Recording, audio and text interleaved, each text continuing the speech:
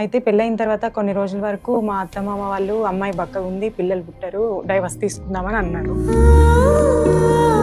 ఇట్లా మామూలుగా అక్కడ సర్వెంట్ లాగా వచ్చేది మేడం ఒక ఆమె, మార్వాడి ఆమె. ఆమెతో రిలేషన్ లో ఉన్నాడని నాకు తర్వాత చాలా రోజుల తర్వాత తెలిసింది. వేరే అక్రమ సంబంధం ఉందని మీకు నాకు తెలియదు మేడం. తర్వాత ఈ రిలేషన్ బయటపడిన తర్వాత హైదరాబాద్ వద్దు, ఈ క్యాటరింగ్ వద్దు అసలు అని నేను అప్పుడు సూసైడ్ చేసుకున్నాను మేడం. ఒకసారి అటెంప్ట్ చేశాను. ఓవర్ గా ఎక్కువ నమ్మినా మేడం నేను. అప్పుడు నా వల్ల కాలేదు తట్టుకోవడం. డైలీ లేబర్ గా ఒక ఆమె వస్తుండే మేడం. మళ్ళీ అయితే ఆమెతో రిలేషన్ లో ఉన్నాడంట. ఆ విషయం నాకు తెలియదు. ఎందుకు ఇంతకు ముందులాగా ఏమైనా ఉన్నాడేమోనని డౌట్ వచ్చి చిన్న యాప్ ఒకటి ఇన్స్టాల్ చేసి పెట్టా మేడం ఆయన మొబైల్లో. పెట్టిన తర్వాత ఒక వారం అయింది, నేను ఆ యాప్ ఒకసారి ఓపెన్ చేసి చూసేసరికి ఫోన్ చేస్తుంది కదా, ఎల్లుంగా నీకు ఇదే పని కదా, భయపడుతున్నావు, అంతగానో భయపడేవాడు నా దగ్గర ఎందుకుంటున్నావు అన్నట్టుగా ఈ కన్వర్జేషన్ ఇద్దరిది కొంచెం వల్గర్ గానే ఇలా నడుస్తుంది మేడం. సంబంధం ఉందని ఒప్పుకుంటుందా? ఇద్దరు ఒప్పుకున్నారు మేడం, ఇద్దరు ఒప్పుకున్నారు. నా దగ్గర ఫొటోస్ కూడా ఉన్నాయి మేడం.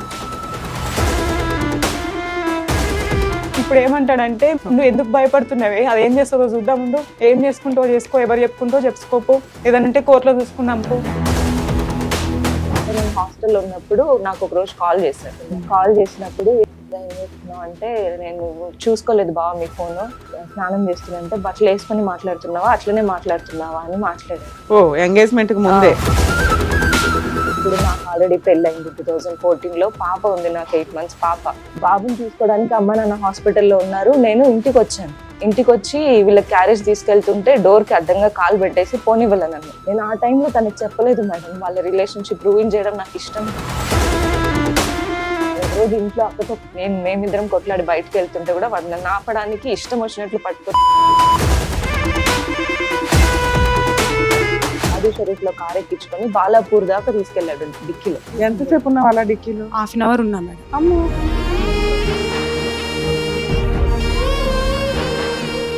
నమస్తే అమ్మా. నమస్తే మేడం. ఎక్కడి నుంచి వచ్చారు, ఏంటి ప్రాబ్లం? నా పేరు మేడం, మాది అరేంజ్ మ్యారేజ్ మేడం. హిందూ సంప్రదాయం ప్రకారమే పెళ్ళి అయింది, 3 పిల్లలు. ఏ ఇయర్ లో అయిందండి మ్యారేజ్? 2014లో మ్యారేజ్ అయింది మేడం. అయితే పెళ్ళైన తర్వాత కొన్ని రోజుల వరకు మా అత్తమామ వాళ్ళు అమ్మాయి బక్కగుంది, పిల్లలు పుట్టరు, డైవర్స్ తీసుకుందామని అన్నారు. తర్వాత పిల్లలు అయ్యారు మేడం నాకు. అయిన తర్వాత అప్పుడు అత్తమామ వాళ్ళది గొడవలు ఏం లేవు, కానీ ఈయన తీసుకొని ఈయన ఏమన్నారంటే, నేను హైదరాబాద్ లో క్యాటరింగ్ చేస్తున్నా కదా, నువ్వు ఊర్లో ఏముంటావులే, హైదరాబాద్ వెళ్ళిపోదాం మనం అని చెప్పేసి. అంటే మీ మ్యారేజ్ టైం కి మీ హస్బెండ్ క్యాటరింగ్ చేస్తున్నారు, మీరు ఇక్కడ చేస్తున్నారు, నేనేం చేయట్లేదు మేడం, హౌస్ వైఫ్.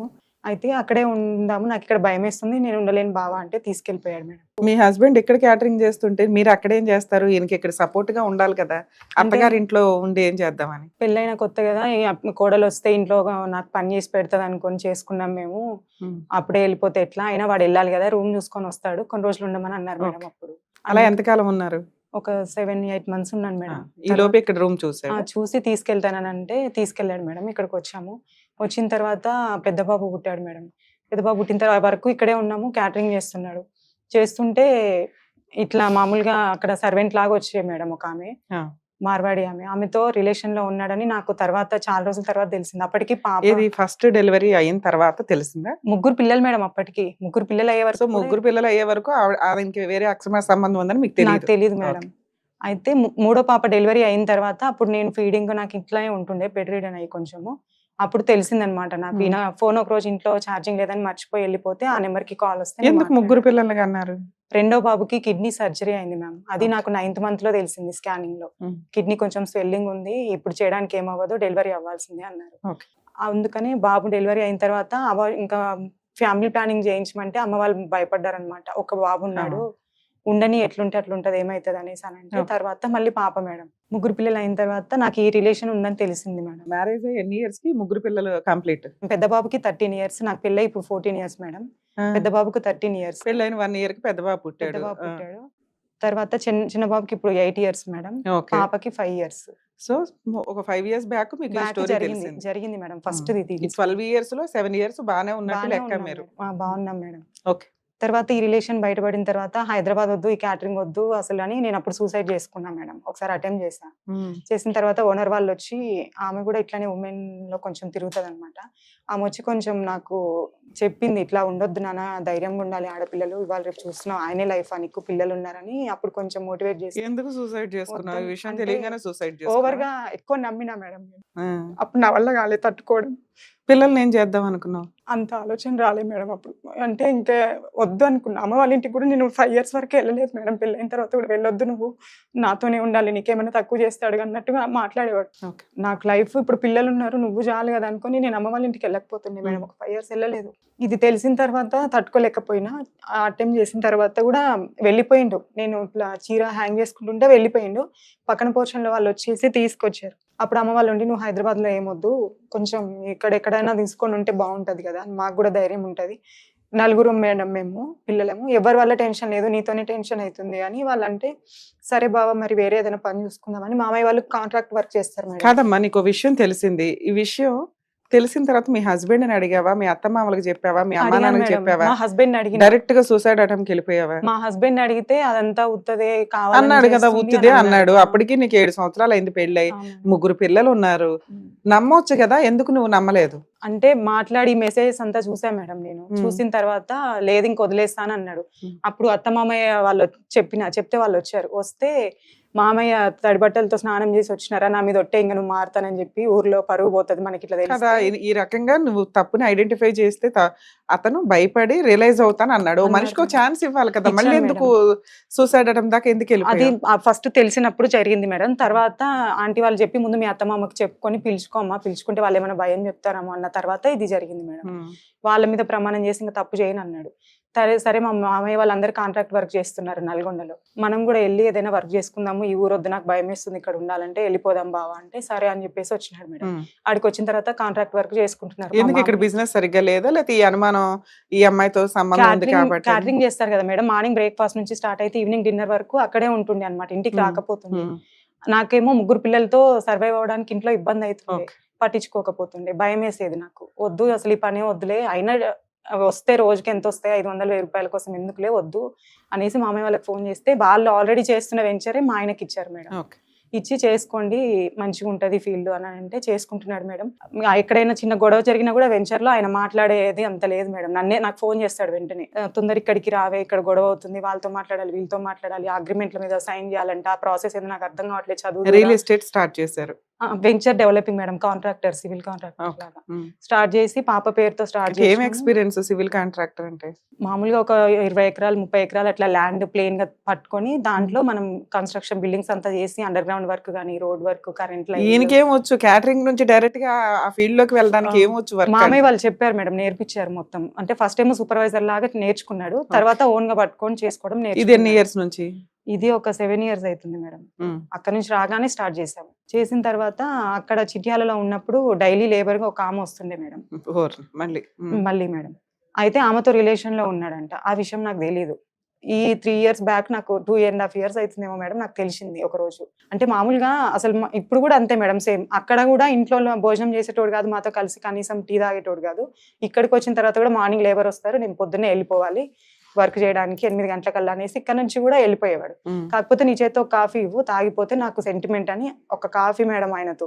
అప్పటికి పిల్లలకి 7:30కి బస్ వస్తుంది, 3 పిల్లలకి నేను లంచ్ ప్రిపేర్ చేయాలి, బ్రేక్ఫాస్ట్ ప్రిపేర్ చేయాలి, ఈవినింగ్ స్నాక్స్ అన్ని పెట్టేస్తాను మేడం. 7:30కి మా పక్కన ఫ్లాట్ లో వాళ్ళు కూడా లేవరు, కానీ నేను మా ఆంటీ వాళ్ళే అంటారు, ఆ పిల్ల అంత తొందరగా లేస్తుంది, అసలు మావాడు ఇంకా లేవలేదని అంటారు. ఈయన అంటాడు, ఇప్పుడు నాకు భోజనం పెట్టదు టైంకి, అది చేయదు ఇది చేయదు కాబట్టి నేను చూసుకున్నా అన్నట్టుగా కన్వే చేస్తున్నాడు ఇప్పుడు మా అత్త వాళ్ళందరికీ.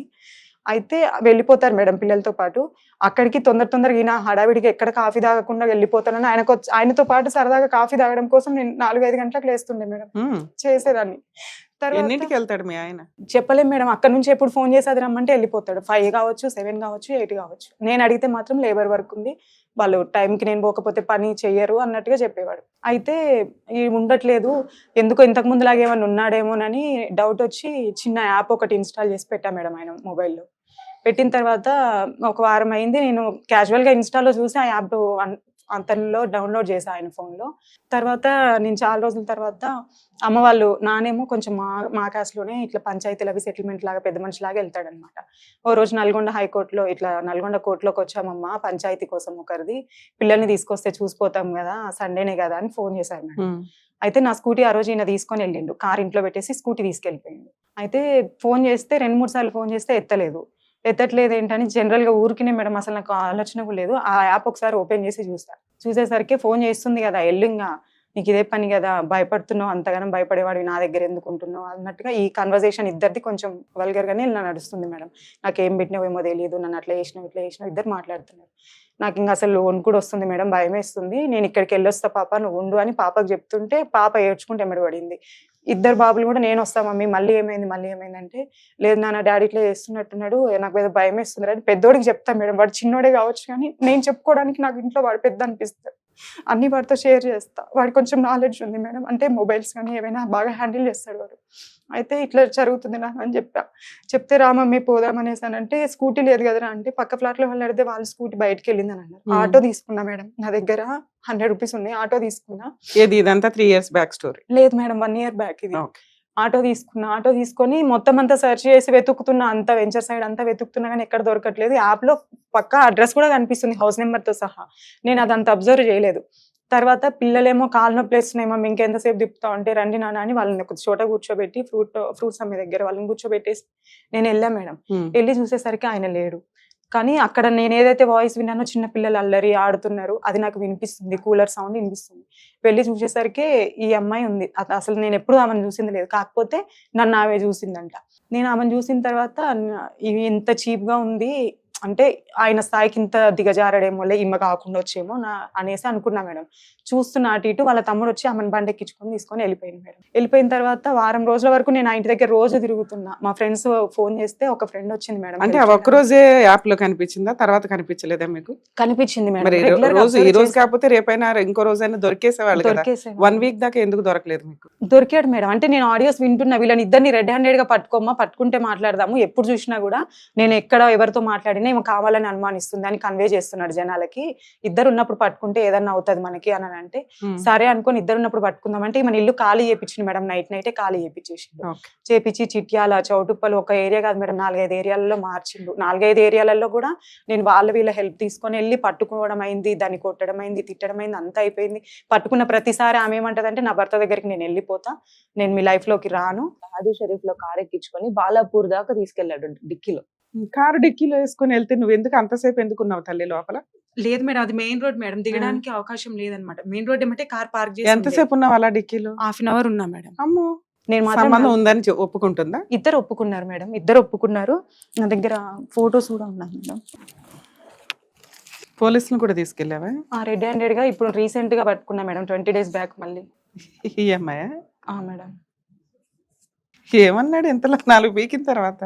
ఏమనలేదు మేడం. ఆయన ఎప్పుడు చూసినా పట్టుకున్న ప్రతిసారి పెద్ద మనుషులు డబ్బులు మేడం, వాళ్ళకి బాగా డబ్బులు ఇస్తాడు, ఇంకా వాళ్ళు ఏం చెప్తే అదే తాగిస్తాడు. ఇవేంటి నిన్ను కొట్టాడా ఎప్పుడు? మేడం అప్పుడు ఫస్ట్ టైం పట్టుకున్నప్పుడు కొట్టిన దెబ్బలు మేడం. అవి 6 months అవుతుంది మేడం. ఇంకా నువ్వు మారవు, నా వల్ల అవ్వదు, ఇంకే పెద్ద మనిషి చెప్పినా నేను వినే పరిస్థితిలో లేను, అనుభవించేది నేను, బాధపడేది నేను, నా బాధ వాళ్ళది కాదు కదా, నేను ఉండలేను అని చెప్పేసి వచ్చేసిన మేడం. నేను వచ్చేసిన తర్వాత 6 months బ్యాక్ డైవర్స్ పంపించాడు మేడం. నాకు 1 year అవుతుంది డైవర్స్ పంపించి. మీరు 1 year నుంచి దూరంగానే ఉంటారు? లేదు మేడం, నా దగ్గరే ఉంటున్నాడు. ఈ డైవర్స్ ఇచ్చిన విషయం కూడా నాకు తెలియదు మేడం. జనవరిలో తెలిసింది నాకు ఈ డైవర్స్ వచ్చిందని.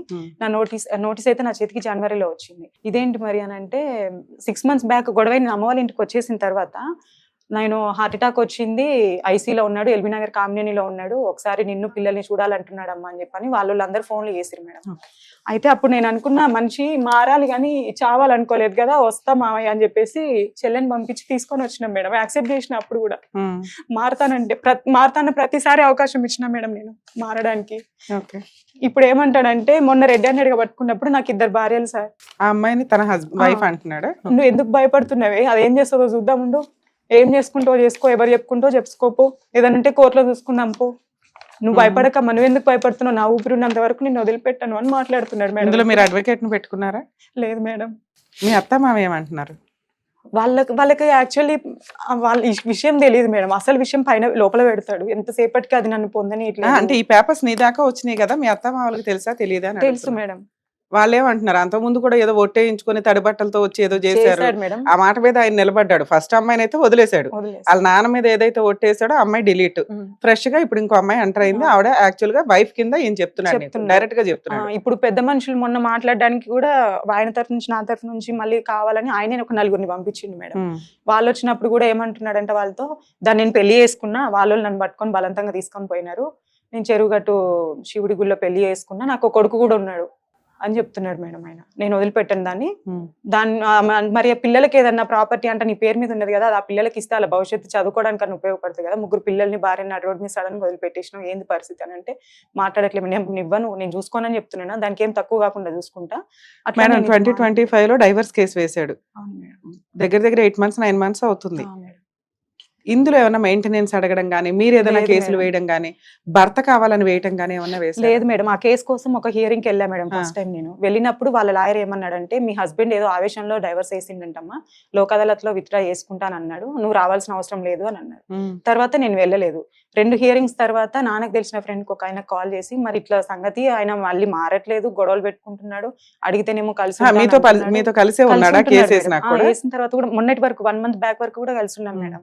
ఇప్పుడు ఇది ఇష్యూ జరిగి 1 month అవుతుంది. 2025 లో మీ హస్బెండ్ డైవర్స్ కేసు వేశాడు, నీకు భయం వేయలేదా, వదిలేస్తాడు నన్ను, సెకండ్ మ్యారేజ్ అయ్యింది అంటున్నాడు అని చెప్పి? మరి 20 days బ్యాక్ మళ్ళీ పట్టుకొని ఏం చేద్దామని నువ్వు చెప్పాడు మేడం, అబద్ధం అని చెప్పాడు మేడం. అది ఆడియోస్ ఉన్నాయి మేడం ఆయనవి. నేను కావాలని చెప్పా, ఊరికినే చెప్పా, నేను దాన్ని భయపెట్టియాలని నమ్మింది, పెళ్లి చేసుకున్నా, నాకు కొడుకున్నాడని చెప్పాడు, నేను భయపడుతుందామే అని చెప్తున్నాడు. ఇప్పుడు నాకేం చెప్పావు నువ్వు? కోర్టులో గానీ, పోలీస్ స్టేషన్ దగ్గర గానీ, పెద్ద మనుషుల దగ్గర గానీ, నాకు పెళ్లి అయ్యింది, నా భార్య, నాకు కొడుకున్నాడు, సరే ఎక్కడైనా బయట నీకు చెప్పాడు అని అక్కడ దాకా చెప్పి ఆపావు. ఇప్పుడు నువ్వేమంటున్నావు అంటే అవన్నీ అబద్ధాలండి అని ఇద్దరు మాట్లాడుకుంటున్నారు మేడం ప్రైవేట్ గా. వాళ్ళిద్దరు నువ్వు ఇది రెండిట్లో ఏది నమ్ముతున్నావు? పెళ్లి అవ్వలేదు మేడం, యాక్చువల్లీ పెళ్లి అవ్వలేదు, బాబు లేడు. కాకపోతే వీళ్ళతో వదిలేయలేక ఆ మాట చెప్తున్నాడు. ఇక్కడికి ఎందుకు వచ్చారు?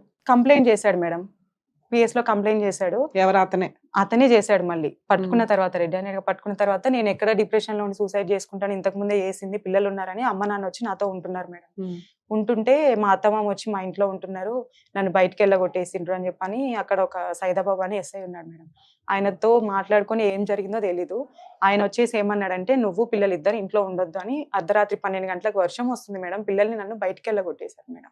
ఇప్పుడు మళ్ళీ నిన్న ఎస్పీ ఆఫీస్కి వెళ్ళాడంట, భార్య కాపురానికి రావట్లేదు, కావాలని ప్రాపర్టీ అడుగుతుంది, నాదేం తప్పులేదు సార్, నాకు న్యాయం చేయండి అని చెప్పని వెళ్ళాడు. అక్కడికి వెళ్తే అయిపోయేది కదా, ఎక్కడికి ఎందుకు వచ్చావు? మీ హస్బెండ్ వేసింది డైవర్స్ నిన్ను భయపెట్టడానికి, నిన్ను కంట్రోల్ చేయడానికి, నీ అనుమానం ఏదైతే ఉందో దాన్ని కొంచెం ఆపి నా కాళ్ళ దగ్గర పడి ఉంటదేమో అనిపించడానికి. సరే, అదైతే నిజమే, అతనికి అక్రమ సంబంధం ఉందా అనేది నిజమే. మీకేమైనా సైకలాజికల్ ప్రాబ్లం ఉందా? లేదు. మరి దానికి తగ్గట్టు ఫైటింగ్ చేయాలి కదా, భర్త కావాలని అనాలి, కోర్టుకి వెళ్ళి. మీ హస్బెండ్ నాకు భార్య కావాలి అని అంతా తిరుగుతున్నాడు ఆఫీసుల చుట్టూ, పోలీసుల చుట్టూ, కానీ వేయడం డైవర్స్ కేసు వేశాడు. మీరు ఈ కేసులో కౌన్సిలింగ్ కి వెళ్ళినా కేసు క్లోజ్ అవుతుంది. మీ ఇద్దరు కలిసి ఉంటారా ఏంటా అనేది క్లారిటీ. ఆ పోలీస్ స్టేషన్ లో అతను ఎక్కడికైతే వెళ్ళాడో అక్కడికి వెళ్ళినా మీకు ఒక క్లారిటీ. మీ ఇద్దరికి కౌన్సిలింగ్ జరిగిద్ది, నిజంగా భార్య కావాలా వద్దా, అబద్ధంగా అందరి దగ్గరికి వెళ్తున్నాడా అని. అబద్ధంగా వెళ్తున్నాడు మేడం, అంటే కావాలని నేను ప్రయత్నం చేస్తున్నా, ఆమె రావట్లేదు అనేది వాళ్ళకి చెప్తున్నాడు మేడం. దానివల్ల యూజ్ లేదు, డైవర్స్ వేసాడు, నువ్వు డైవర్స్ ఎందుకు డిస్మిస్ చేయించలా?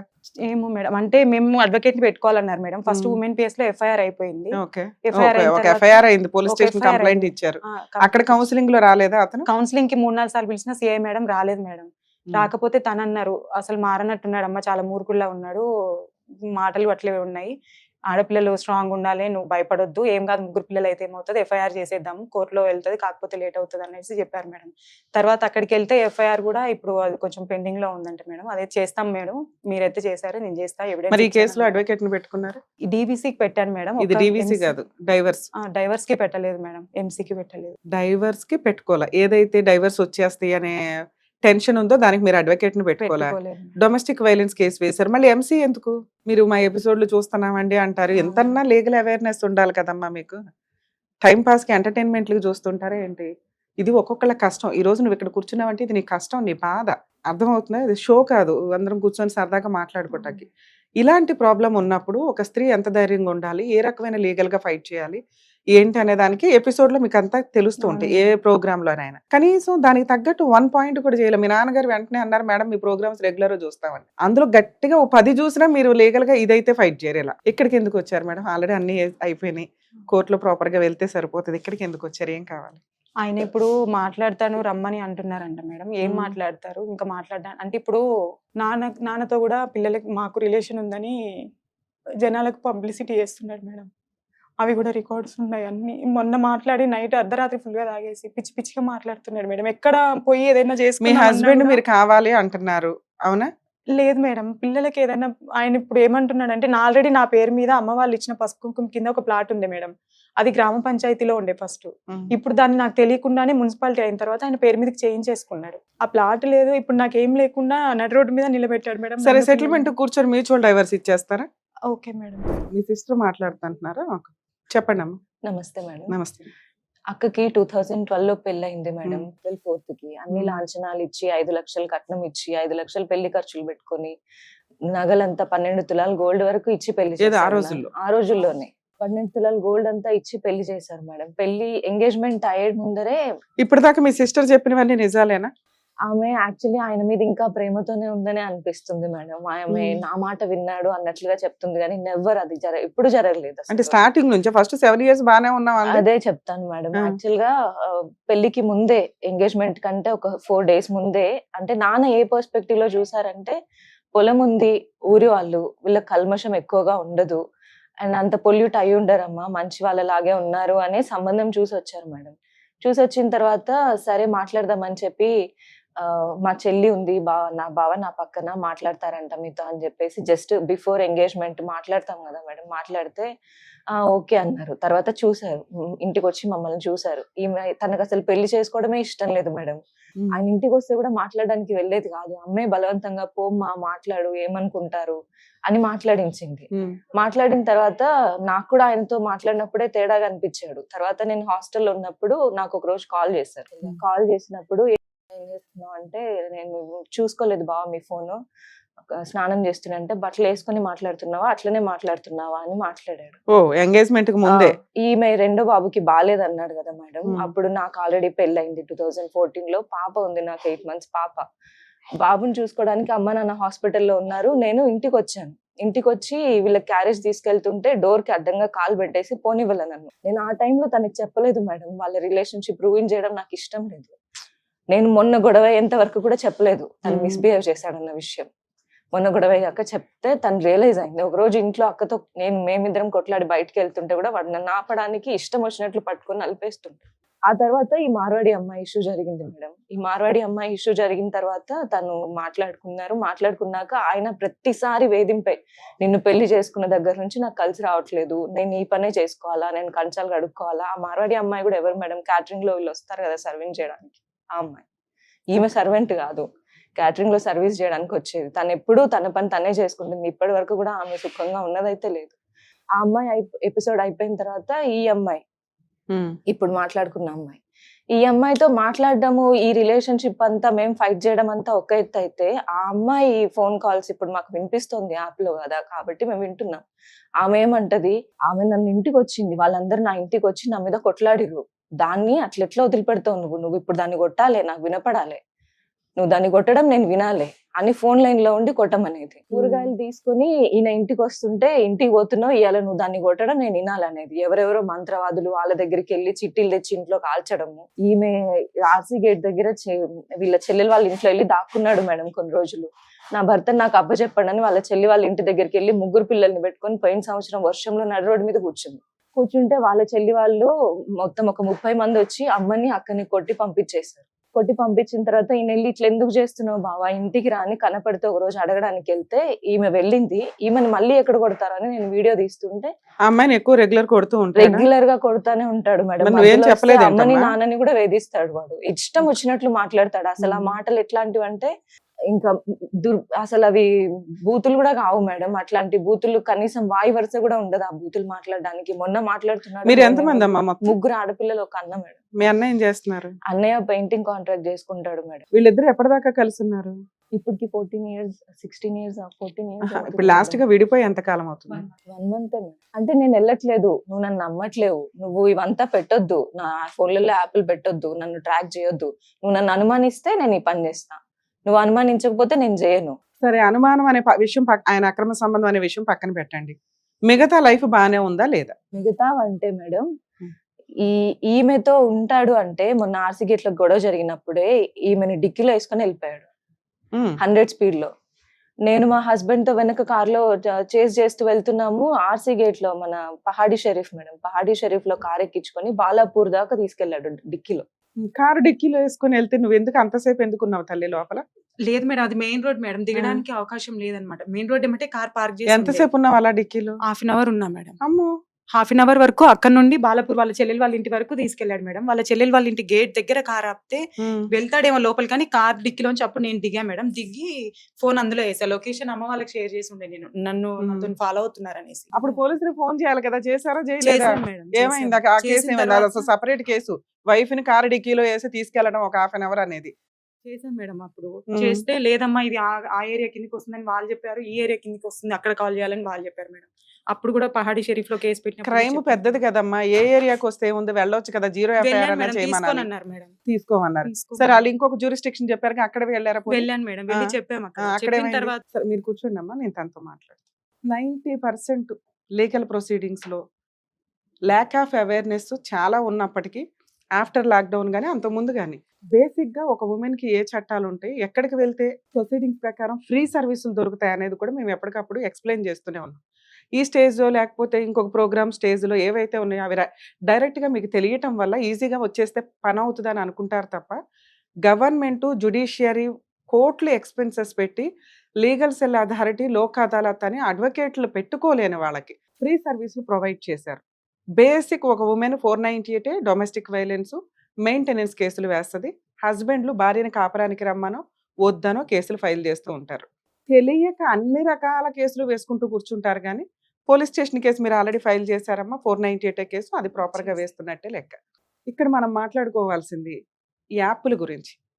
ఫ్యామిలీ మ్యాటర్స్లో సీక్రెట్గా యాప్స్ పెట్టి కనిపెట్టే ఎవిడెన్స్ లీగల్గా వ్యాలిడా కాదా? ఒకటి, ఈ ప్రోగ్రామ్కి ఈ అమ్మాయితో పాటు వాళ్ళ నాన్నగారు, అమ్మగారు, సిస్టర్స్, మేబీ వాళ్ళ బ్రదర్స్ కూడా ఉండుంటారు. ఇందులో ఒక స్త్రీ చూడకూడని ఫొటోస్ ఉన్నాయి, ఒక పురుషుడు చూడకూడని ఫొటోస్ ఉన్నాయి. ఇద్దరు లవర్స్ వాళ్ళు పర్సనల్గా పంపించుకునేవి ఈ అమ్మాయి వచ్చి నాకు చూపించింది. మేబీ వీళ్ళ నాన్నగారు చూస్తుంటారు. ఇప్పుడు వీళ్ళ నలుగురు దృష్టిలో నేను ఆ ఫోటో చూసిన దాన్ని. ఇది రేపొద్దుట కోర్టులో ఫైల్ చేస్తే లీగల్గా వ్యాలిడ్. సెన్స్ ఉండాలా, కొన్ని ఫోటోలు చూపించాలా చూపించకూడదా అనేది బేసిక్ నాలెడ్జ్. అర్థమవుతుందా? మీరు నన్ను ఇన్సల్ట్ చేసినట్టు లెక్క. మీరు ఆ ఫోటో చూపించి, నీకు తెలియదు అందులో ఏం ఫోటో ఉందని?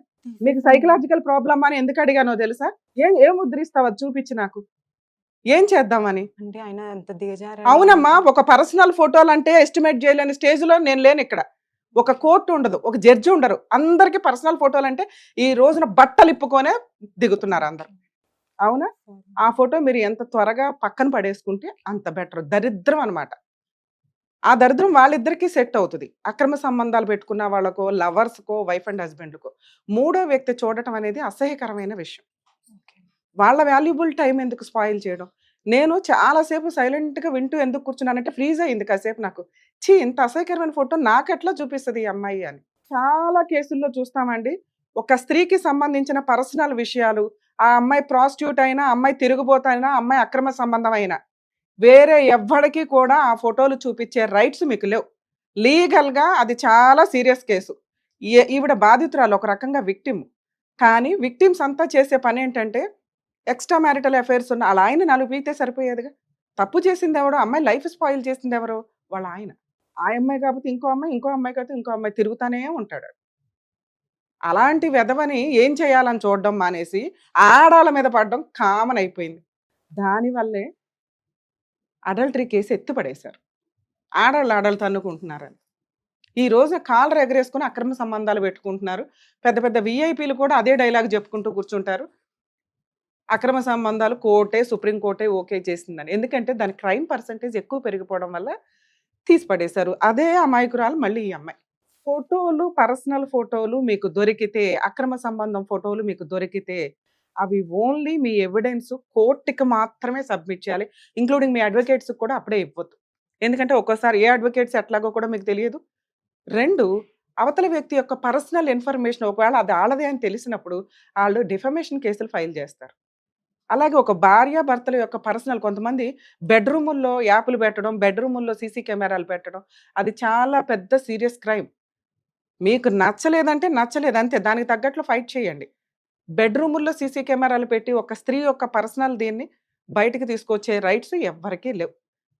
సో, ఇది తెలియక అది కోర్టుకి ఉపయోగపడతదా లేదా అనేది లీగల్‌గా యూజే లేదు. ఒకవేళ అదృష్టం కొద్దీ మీకిప్పుడు పాపం తనకు దొరికినట్లు ఏమన్నా దొరికితే అవి సీక్రెట్‌గానే ఉంచుకోండి.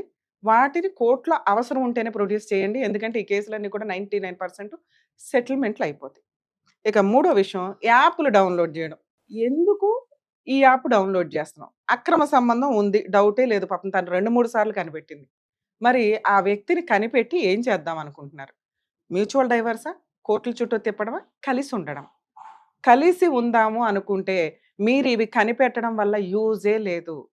ఆ వ్యక్తి భయపడుతున్నంత వరకు నీతో కాపురం చేస్తాడు. దాన్ని కంట్రోల్‌లో పెట్టుకొని నీ వైపు మార్చుకోవడం ఎట్లా అని ఆలోచించాలి. చిచ్చి ఇట్లాంటి వెధవ నాకు అవసరం లేదు మేడం అన్నప్పుడు మీ యాప్‌లు ఉపయోగపడతాయి. మీరు మీ సిస్టర్ వచ్చి చెప్పే వరకు క్లారిటీయే లేదు మీ లైఫ్ మీద మీకు. మీ ఫ్యామిలీ మెంబర్స్ అంతా అతని చేతిలో సఫర్ అయిన వ్యక్తులు. మీ సిస్టర్ నీకు కూడా చెప్పుకోలేక అతను మిస్‌బిహేవ్ చేస్తే, అరే! సిస్టర్ ఏమవుతదో, వాళ్ళ కాపురం ఏమవుతదో అని ఆ అమ్మాయి సఫర్ అయ్యి పాపం మనసులోనే పెట్టుకుంది. చాలా ఇళ్లల్లో ఈ దరిద్రం ఉంటదండి. అసలు మగజాతిని ఈరోజు మనం మంచి అని ఏదో మాట్లాడుకోవాలి తప్ప 99% వరస్ట్.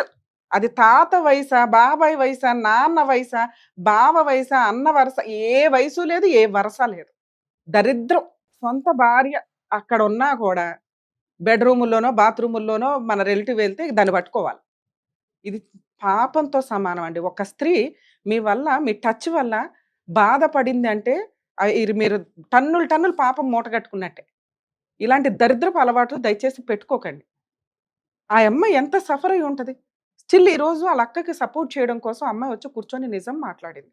వాళ్ళ హస్బెండ్ వినొచ్చు. మేబీ ఆయన కూడా అర్థం చేసుకుంటారు. ఎందుకంటే, అరే! నా భార్య ఇట్లా రేపొద్దున నా కూతురు ఉంటే ఆ స్టేజ్‌లో ఎంత నరకం పడతా ఉంటారు ఇవన్నీ. ఇట్లాంటి దరిద్రపు అలవాట్లు ఎవరైనా ఉంటే దరిద్రం వదిలించండి సార్. ప్లీజ్ దయచేసి పాపాలు మూటగట్టుకొని అనవసరంగా ఇదవ్వకండి.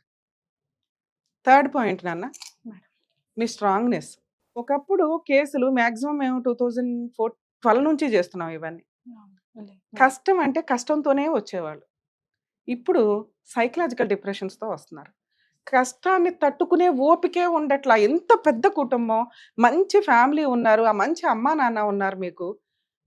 పుటుక్కున సూసైడ్ చేసుకోవడానికి ఎళ్ళిపోయే విషయం కూడా క్లారిటీ లేకుండా. మళ్ళీ ఎప్పుడు సూసైడ్ చేసుకుంటావా అని వెయిట్ చేస్తున్నాడు. అర్థమవుతుందా? ఎందుకంటే నిన్నిలా వదిలేస్తే నువ్వు అలా ఎళ్లి సూసైడ్ చేసుకుంటావు. ధైర్యం ఎక్కడుంది నీ దగ్గర? ఎవరో ఒకళ్ళొచ్చి నీకు టానిక్ పోయాలా ప్రతిసారి? ధైర్యం తెచ్చుకో, ధైర్యం తెచ్చుకో అని. ఎవ్వడి ప్రాబ్లమ్ వాళ్ళదే ఈ రోజున. ఒకళ్ళ ప్రాబ్లమ్ గురించి కూర్చొని మాట్లాడాం. మీ వాళ్ళు గొప్పోళ్ళు కాబట్టి టైమ్ స్పెండ్ చేశారు. ఎవడు రాడు ఈ రోజున. ఎంత సొంత అమ్మా, నాన్న వాళ్ళ బిజీ వాళ్ళకుంటది. సొంత సిస్టర్స్ అన్నా వాళ్ళ కుటుంబాలు ఆళ్ళకుంటాయి. నీ కోసం వచ్చి ఇక్కడ కూర్చోవాల్సిన పని లేదు. అలాంటి ఒక కుటుంబం మోరల్‌గా నీకున్నప్పుడు నువ్వెంత స్ట్రాంగ్‌గా ఉండాలి నాన్న? ఆడెవడు ముష్టిచ్చేది? ముందు నువ్వు సెల్ఫ్ రెస్పెక్ట్‌తో ఉండాలిగా. నువ్వేం జాబ్ చేస్తున్నావు? ఏం ఇన్‌కమ్ ఉంది నీకు? మీ అమ్మా, నాన్న ఇచ్చిన ఇల్లు గురించి నువ్వెవరో మాట్లాడడానికి? వాళ్ళు నీకు సపోర్ట్ కోసం ఇచ్చారు. అది నీ స్త్రీధనం. నువ్వు నీ పిల్లలకేమిస్తావు? ఏదో ఒకటి సంపాదించాలి గానీ, మీ భర్త పనికిమాలినోడు డే 1 నుంచి. ఎంతసేపు అని పెట్టుకొని కెమెరాలు పెట్టుకొని ఆయన్ని ఎతుక్కోవడమే తప్ప, నా పిల్లలు నా మీద ఆధారపడి ఉన్నారు. వాళ్ళకి నేనేం చెయ్యాలి? ఇది కదా మీ అమ్మా, నాన్న నువ్వు అడగాలి. నాన్న దరిద్రం ఇట్లాంటోడు దొరికాడు. నేను నా పిల్లల కోసం ఏం చేయాలి? నేను సెల్ఫ్ రెస్పెక్ట్‌తో బతకాలనుకుంటున్నా. వీడంతు తేలుస్తా. ఎప్పుడు నువ్వు ధైర్యంగా ఉండేదెప్పుడు? నీ దగ్గర సంపాదన ఉంటే ధైర్యంగా ఉంటావు. నీ పిల్లల్ని నువ్వు పోషించుకోగలిగితే నువ్వు ధైర్యంగా ఉంటావు. ఇప్పుడేమో ఈయన మీద తర్వాత అమ్మా, నాన్న మీద డిపెండ్ అవుతానే ఉంటావా? అప్పుడు డిప్రెషన్‌లో వస్తాయి. ఎవరో ఒకళ్ళ ముష్టి మీద బతకూడదు. ఈ రోజున ఒక స్త్రీ. నువ్విక్కడ నాకు మాట ఇస్తే, లేదు మేడం నేను జాబ్ చేసి నా కాళ్ళ మీద నేను నిలబడుతూ నా పిల్లలకి చేస్తానంటే, నేను నీకు లీగల్‌గా ఏం చేయాలో చూసుకుంటా. బ్యూటిషియన్ నేర్చుకున్నాను మేడం. హ్మ్. ఇప్పుడు మేడంలో ట్రైనింగ్ అవుతుంది మేడం 1 మంత్. ఇప్పుడు మాదాపూర్‌లోనే హాస్టల్‌లో ఉండి ట్రైనింగ్‌కెళ్తున్నాను మేడం. పిల్లల్ని ఎవరు చూస్తున్నారు? పెద్ద బాబు హాస్టల్‌లో వేసా మేడం. చిన్న పిల్లలిద్దరిని చెల్లి దగ్గర ఏసా. ఇదంతా 1 మంత్‌లోనే కదా! ఆ! మేడం. ఈ 1 month లో ఎన్ని డెసిషన్స్ తీసుకున్నావా? అన్ని రకాలుగా ఆలోచిస్తున్నా మేడం. అందుకంటే చూసుకుంటూ వచ్చిన. ఇంకా ఆయనలో మార్పు వస్తదేమోనని ఓపుకున్నంత వరకు చూసినా మేడం, అవ్వలేదు. ఎంత క్రైము, ఎంతసేపు కూర్చున్నా మాకే అమ్మ నాన్న వాళ్ళే అర్థమైపోయింది. చెప్పేది మేడం. ఇచ్చిన సర్దుకోమ్మా, దగ్గర సర్దుకోమ్మనా? సర్దుకోమనే చెప్పారు. 3 ఆడపిల్లలు ఉన్నారు, ఇంటికొచ్చి ఏం చేస్తావు? వాడు ఏముంది పైసలు ఇన్ని రోజులు అంటే ఇందాక క్యాటరింగ్ నేను చెప్పిన చేసుకున్నాడు. డైలాగ్ నీకు గుర్తొచ్చిందా? ఇప్పుడు అర్థమైందా ఎందుకు అన్నాను అని? హ్మ్. ఈ రోజున ఇంతే. మనం ఒక పూట వెళ్ళి భోంచేయాలా, ఆళ్ళు 2 పూటలు వచ్చి భోంచేసి వెళ్ళాలి. ఆళ్ళకేదైనా కష్టం వస్తే చూసేలాగా కూతురు ఉండాలే తప్ప నీకోసం నుంచోవలసిన అవసరం లేదు. ఈ మాత్రం సపోర్ట్ నీకు ఇస్తున్నారు ఇంతే. ఏ రిలేషన్స్‌లోనన్నా సెల్ఫ్‌గా బతకడం నేర్చుకోండి. ముఖ్యంగా స్త్రీలు. ఎవ్వరి మీద డిపెండ్ అవ్వొద్దు. క్యారెక్టర్‌తో ఉండండి. ఎందుకంటే క్యారెక్టర్‌లో పోయినాక ఈ రోజున ఒక స్త్రీ ఎందుకు ఏడుస్తుంది ఇక్కడ? ఓ మహాతల్లి క్యారెక్టర్ వల్ల ఏడుస్తుంది. నాన్న మేడం. మిగతా ప్రాసెస్ లీగాలిటీ మాట్లాడు. మీ హస్బెండ్ వేసిన పిటిషన్‌లో 2 పేజీలు డైవర్స్ కేసు. కోర్టుకు వెళ్లకుండా 90% కేసుల్లో ఏం జరుగుతుంటదంటే హస్బెండ్‌లతో కలిసే ఉంటుంటారు. ఆళ్ళ ఇంట్లోనే ఉంటారు. కోర్టులో డైవర్స్ ఇస్తే అక్కడ కౌన్సెలింగ్‌లు నడుస్తాయి. కౌన్సెలింగ్ నడిచినప్పుడు మేమిద్దరం కలిసే ఉన్నామండి. విత్‌డ్రా చేసేసుకుంటానండి అని చెప్తారు. ఈవిడేమో కోర్టుకి వెళ్ళదు. తీరా చూస్తే ఎక్స్ పార్టీ ఆర్డర్స్ వస్తాయి. అయినా కూడా ఆర్డర్ కాపీ పక్కన పెట్టేసుకొని కాపురం చేస్తూనే ఉంటారు. ఎప్పుడైతే మళ్ళీ వీళ్ళిద్దరికి గొడవలు అవుతాయో, నాకు ఆల్రెడీ ఎప్పుడో డైవర్స్ అయిపోయింది దొబ్బాయి అంటారు. లేదా ఈలోపు ఒకళ్ళిద్దరు పిల్లల్ని కూడా కంటున్నారు కొంతమంది. ఎప్పుడైనా ఒక డైవర్స్ కేసు పెండింగ్ ఉంటే ఆ మహిళలు గుర్తుపెట్టుకోండి. ఆ కేసు లోక్ అదాలత్‌లోనో, కోర్ట్‌లోనో విత్‌డ్రా అవ్వాల్సిందే. మీరు మీ హస్బెండ్‌తో కలిసి ఉండాలి అనుకుంటే. నమ్మనే నమ్మొద్దు. ఎందుకంటే ఇదంతా డేంజర్ కేసు. ఒక్కసారి ఇది అయిపోయినాక మన కోర్టుల్లో మొత్తుకోవడానికి టైము సంవత్సరాలు పట్టేస్తది. కోర్టులో ఈ రోజున బాధపడేది ఎందుకంటే సంవత్సరాలు పడతది కాబట్టి ఈ టీవీ షోలు ఇంతలా హిట్ అయిపోతున్నాయి. ఇమ్మీడియేట్ రిజల్ట్ కావాలి. వేరే కంట్రీలో ఇమ్మీడియేట్ రిజల్ట్ 3-6 మంత్స్ మాక్సిమం అంతే. ఇక్కడ మెయింటెనెన్స్‌లు రావు. సెటిల్మెంట్‌లు అవ్వవు.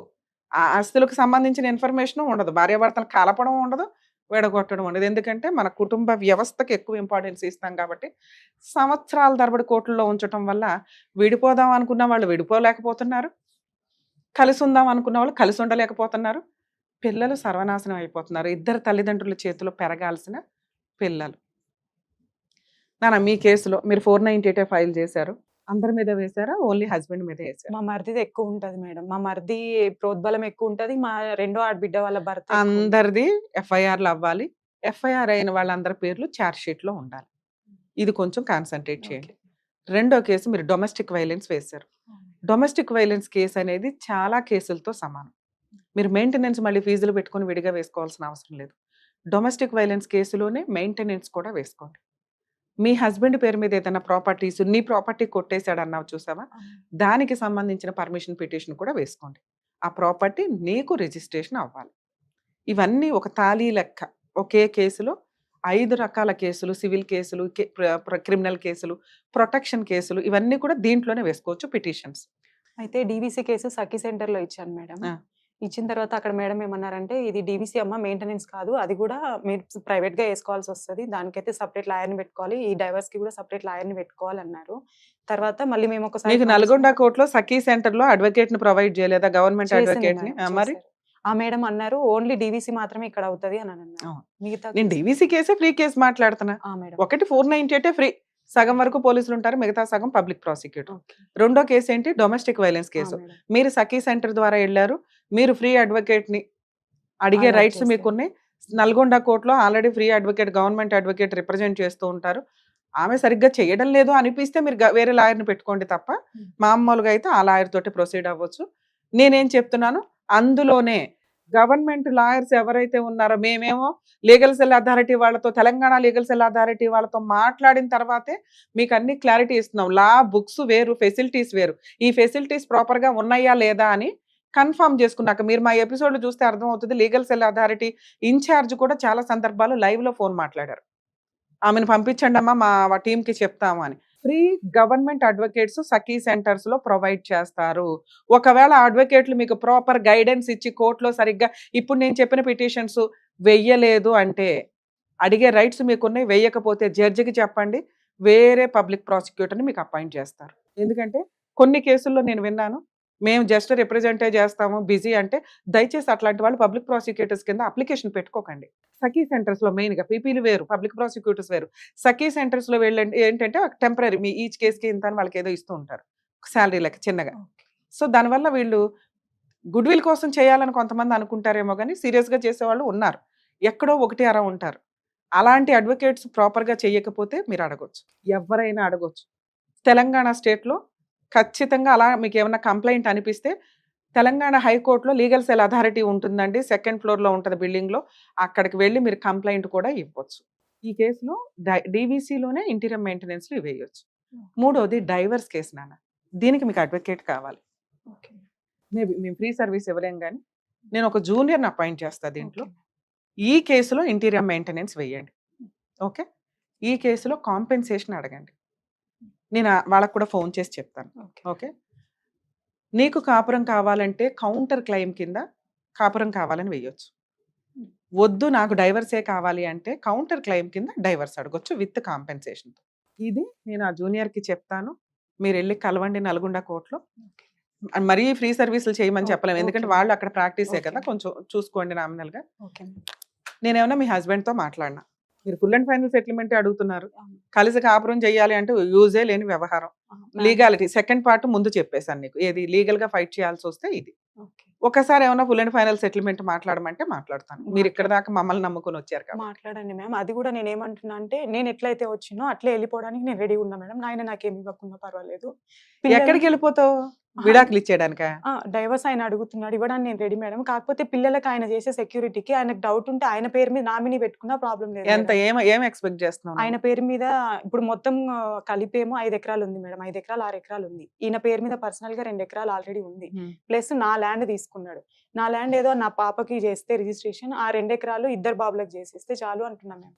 సరే అడుగుదాం నాన్న, ఒకవేళ మీరు సెటిల్మెంట్ కూర్చోండి ఒకసారి, ఆ టైంకి కూడా మేము అందుబాటులో ఉంటాం. మీరు ప్రశాంత్ గారికి ఫోన్ చేస్తే సెటిల్మెంట్ ప్రపోజల్స్లో మీరు ఏదైతే అడుగుతున్నారో ఆయన విల్లింగ్గా ఉండి కాపురానికి తీసుకెళ్తాను అంటే సేఫ్టీ పర్పస్గా మీరు ఎట్లాగో కొంత ఏదో ఒకటి అడుగుతారు కాబట్టి అవి రిటర్న్గా రాయించుకోండి, ఒక అగ్రిమెంట్ లాగా. కాపురానికి వెళ్ళండి, హ్యాపీగా ఉంటే పిల్లలకి తల్లి తండ్రి ఇద్దరు ఉన్నట్టే లెక్క. అందులో మేజర్గా ఉండాల్సింది ఆయనకి ఇక నుంచి అక్రమ సంబంధాలు పెట్టుకోను అని. నెక్స్ట్ ఈ కేసు విత్ డ్రా చేసుకునే దానికి తిరగండి. లేదు మేడం ఫుల్ అండ్ ఫైనల్ సెటిల్మెంట్కి వచ్చారు, ఇంత అమౌంట్ సెటిల్మెంట్ కూడా బాగానే ఉందంటే మీకు ఆల్రెడీ మా జూనియర్ అడ్వకేట్ని రిఫర్ చేస్తానన్నాను, మనకు తెలిసిన వాళ్ళు ఎవరైనా ఉంటే అక్కడికి వెళ్దూరు, ప్రాపర్ వేలో క్లోజ్ చేసుకుందరు, ఇస్తాను అనేవన్నీ ఇప్పించుకోండి. థర్డ్ ఆప్షను, ఇన్ కేస్ నేనేమి ఇవ్వను, ఏం చేసుకుంటారో చేసుకోండి అంటే, మీకు ఆల్రెడీ ఫస్ట్ టైం పట్టుకున్నప్పుడు చెప్పారు మీ అత్త మామ కూడా, ఆల్రెడీ ఉన్న 7 ఎకరాల్లో 2 ఎకరాలు పిల్లలకి ఇస్తాము నీకు సేఫ్టీ, కానీ నీ ప్రాపర్టీ ఎక్కడికి పోతల్లి లింక్ డాక్యుమెంట్లో మీ నాన్నగారి పేరో ఇంకెవరి పేరో నీ పేరో ఉంటే, అంటే ముందు రిజిస్ట్రేషన్ కింద మీ ఆయన పేరు మీదకి మారటానికి ముందు ఉన్న డాక్యుమెంట్ని బేస్ చేసుకుని అది మీకు మీ కుటుంబానికి సంబంధించింది అయితే కోర్టు ఖచ్చితంగా మీకు రిటర్న్ చేస్తుంది. సో ఇలా లీగల్గా ప్రొసీడ్ అవ్వడానికి చూడండి ధైర్యంగా. ఉన్నంతలో మా వరకు మా టీం కూడా మీకు లీగల్ హెల్ప్ చేస్తారు. అలాగే ఏమైనా సెటిల్మెంట్లో నాతో మాట్లాడించాల్సి వస్తే కూడా ప్రశాంత్ గారిని కాంటాక్ట్ అవ్వండి, అందుబాటులో ఉంటాం. సరేనా? All the best ma'am. Thank you. జాగ్రత్త.